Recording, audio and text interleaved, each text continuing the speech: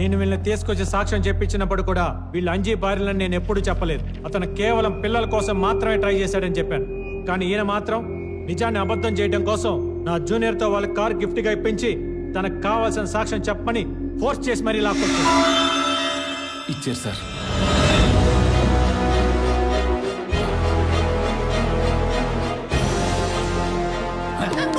Your honour, మన వ్యవస్థలో తప్పుంటే దాన్ని న్యాయబద్ధంగా సరిదిద్ది ప్రజలకు ఆదర్శవంతంగా నిలబడాల్సిన జడ్జ్ తన పాత కక్షలు క్యారీ చేస్తూ ప్రెజెంట్ సిచ్యువేషన్ పొల్యూట్ చేస్తూ సొసైటీలో గౌరవం ఉన్న ఒక వ్యక్తి పరువుకి భంగం కలిగించాలా చేస్తూ నేను బిహేవియర్ ని తప్పుపడుతూ 1961 under section 35 punishment for advocate misconduct కింద కేసు నమోదు చేసి ఇక మీదట నా క్లయింట్ విషయంలో ప్రత్యక్షంగా గానీ పరోక్షంగా గానీ ఇన్వాల్వ్ అవ్వకుండా ఆయన ఏజ్ దృష్టిలో పెట్టుకొని ఇంట్లో కూర్చోబెట్టవలసిందిగా యాజ్ ఎ లాయర్ గా యాజ్ ఎ కొడుగ్గా కోర్టు అని కోరుతున్నాను. That's all your honour.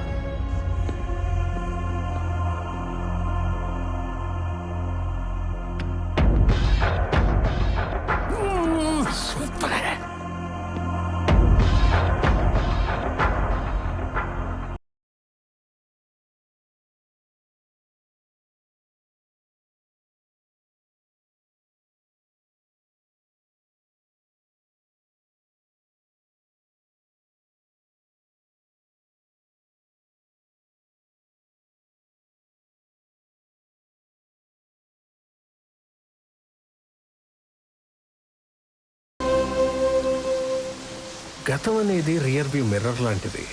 దాన్ని అవసరమైనప్పుడు మాత్రమే చూస్తూ ఎదరికి డ్రైవ్ చేయాలి. దాన్ని చూస్తూ డ్రైవ్ చేసుకుంటూ పోతే యాక్సిడెంట్లు అయిపోతాయి. ఇలాగే అవును నాన్న, ఈ ఏజ్లో అలాంటి డ్రైవింగ్ నీ హెల్త్కి మంచిది కాదని నీ లైసెన్స్ లాక్కొని మరీ ఇంట్లో కూర్చోమని చెప్తున్నా. ఓ తండ్రి సేఫ్టీ కోసం కొడుకు చేస్తున్న ప్రయత్నాన్ని పాజిటివ్గా తీసుకొని ఫీల్ అవ్వద్దని మనస్ఫూర్తిగా కోరుకుంటున్నాను.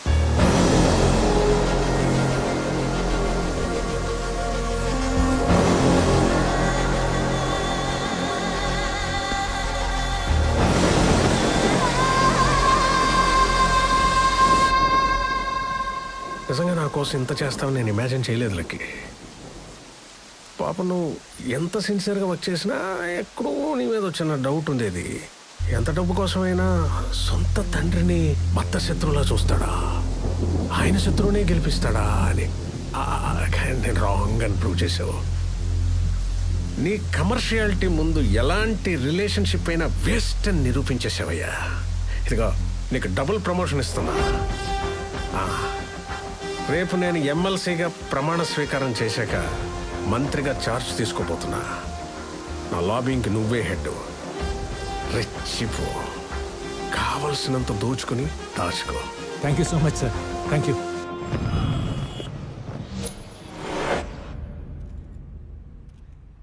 వివేక్ వర్ధన్ అనే నేను శాసన పరిషత్ సభ్యుడిగా ఎన్నికైనందున అయిపోయింది కదా సార్. చదవండి ప్లీజ్. భారతదేశ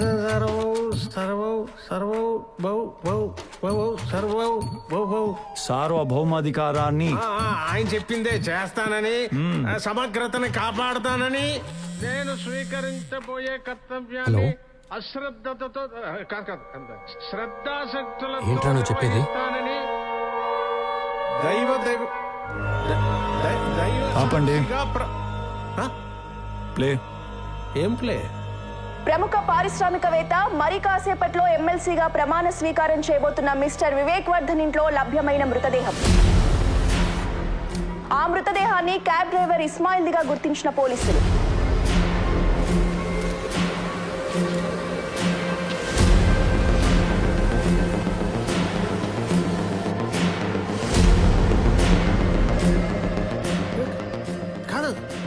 That's your farm house. You should know it, right? No, but ఇతను ఎవరో నాకు తెలియదు సార్. సార్ ఇస్మాయిల్ ఎవరో మా సార్కే కదా సార్, నాకు తెలియదు. క్యాబ్ డ్రైవర్ అంటే ఖచ్చితంగా ఆ బాడీ మాది కాదు సార్. ఎవరో అక్కడ పోడ్చిపోయి పొరపాటు మా దొడ్లో దాచుకున్నట్టున్నారు. కాదు, తన భర్త చావుకి వివేకే కారణమంటూ రోధిస్తోంది మృతుడి భార్య.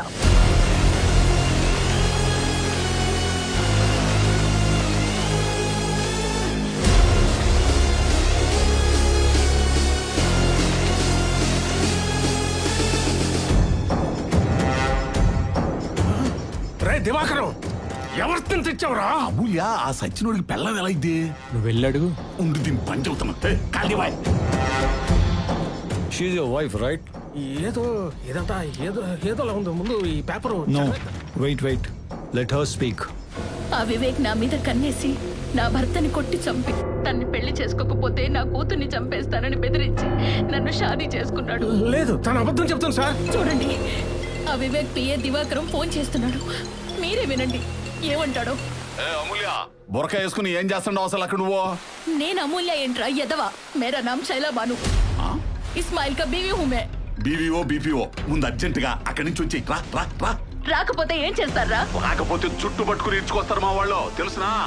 మా సార్ దగ్గర ఉంది మామూలు రోడ్లు అనుకుంటామేమో. రమన్రా రమను, నేను ఇక్కడే ఉంటా. నీకు ఆ వివేక్ గాడికి ఉరి శిక్ష పడే వరకు మే ఏ జగह पे बैठी हूं. ఏంటే తొక్కలో ఒక శవాన్ని పెట్టుకుని ఓ రెచ్చిపోతున్నావో? అటువంటి 20 శవాలను పూడ్చిన చెయ్యిదే. మా సార్ కనుసైకి చేయాలి గానీ గడ్డి మేత కోసినట్టు పేకలను కోసి పూడ్చి పెడతా. దివాకరం నీకు దండం రా. రేయ్, నీ బెదిరింపులకు భయపడే బేగం కాదురా ఈ శైలాబాను. ఇదిగో బొంబాయి శైలబాను, మర్యాదగా అక్కడి నుంచి రాకపోయావో నైట్ కి మీ ఆయన పూడ్చిన ప్లేస్ లోనే నువ్వు ఉంటావు. సెట్ చేస్తున్నాను సార్, 2 నిమిషాలు ఆగండి. చెప్పు. ఇదిగో ఆ, మొత్తం పెంట చేసావు. ఏమైందయ్యా ఫోన్ లో సీక్రెట్ గా మాట్లాడుకుంటుంటే? నీ సీక్రెట్ అక్కడ చూడు. చెప్పరా, ఇంకా ఏమేం చేశారో, ఎవరెవరిని చంపారో చెప్పు.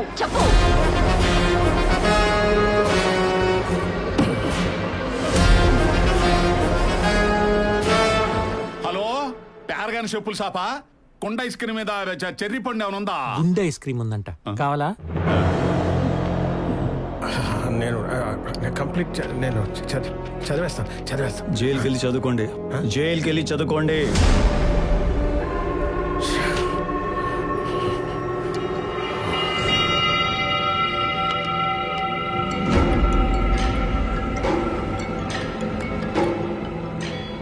హలో. రే, లైవ్ లో చూడలేకపోయిన నీ మొహంలో రంగులు టీవీలో ఇంకా కలర్ఫుల్ గా కనపడుతున్నాయి. ఇంకా నిన్ను కాపాడడం ఎవరి వల్ల కాదు. నిన్ను కూడా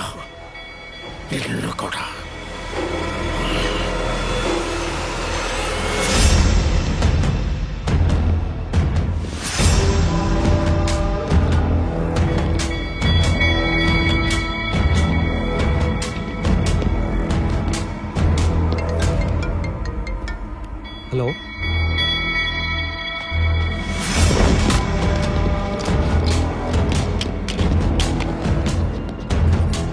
నేను మాట్లాడతాను, నువ్వేం భయపడుకో. సరే, మీ వాళ్ళు ఎవరో మా నాన్నే తీసుకెళ్లారంట. చెప్పాను కదా ముందే, నాకేదన్నా జరిగి నేను ఊరుకున్నా, నా అమ్మాయిలు ఊరుకోరని. అది కాదు సార్, మీరు ఒకసారి చెప్తే. ఎన్నరయ్యా, 24 గంటలు పట్టుకొని కలిగితే వింటారా? ఎన్నరు? ఆ పనికి మాలిన తండ్రిని లైట్ తీసుకుని నా బెయిల్ పని చూడు. కావలసినంత క్యాష్ తీసుకొని ఇమోషన్ తొక్కాయి. సార్, ఏంటి? ఆ క్యాష్ ఏదో అన్నారు కదా, ఒకసారి ఫిగర్ ఎంత ఫైనల్ చేసేసుకుంటే.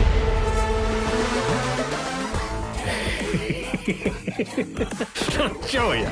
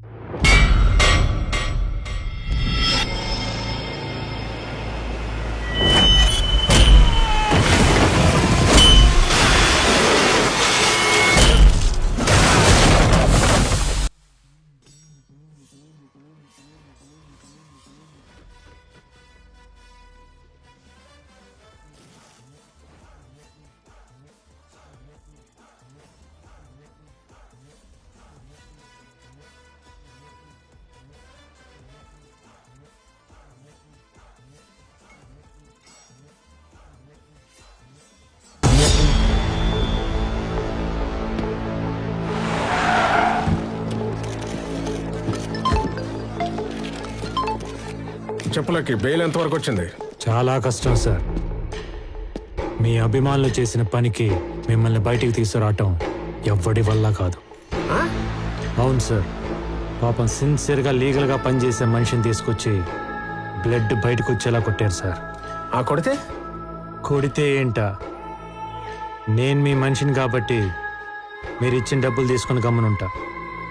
కానీ నా అభిమానులు ఉంటారు కదా. నీ అమ్మాన్లా? అవును సార్, మీ రేంజ్కి మీకే అభిమానులు ఉంటే మరి నాకు ఉంటారు కదా.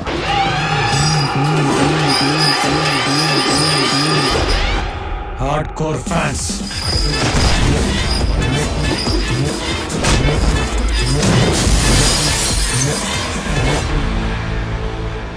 మిమ్మల్ని మీ వాళ్ళు ఎలా ఫాలో అవుతుంటారో మా వాళ్ళు కూడా మా నాన్న అలాగే అబ్జర్వ్ చేస్తూ ఉంటారు, సైలెంట్గా. మరి అంత ప్రేమున్న మా నాన్నే తీసుకొచ్చి కొడితే చూస్తూ ఊరుకుంటారా చెప్పండి?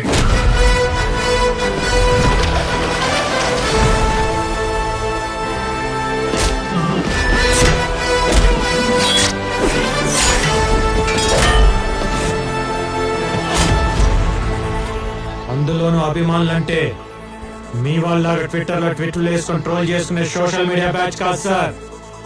ఆంధ్ర నైజాం సీడెడ్ మాస్క్ అమ్మ మూడు నోట్లో పానేసుకొని షర్ట్ మడత పెట్టి దిగితే కట్అవుట్లు ఇరగాల్సిందే, ఫ్లెక్సీలు తిరగాల్సిందే.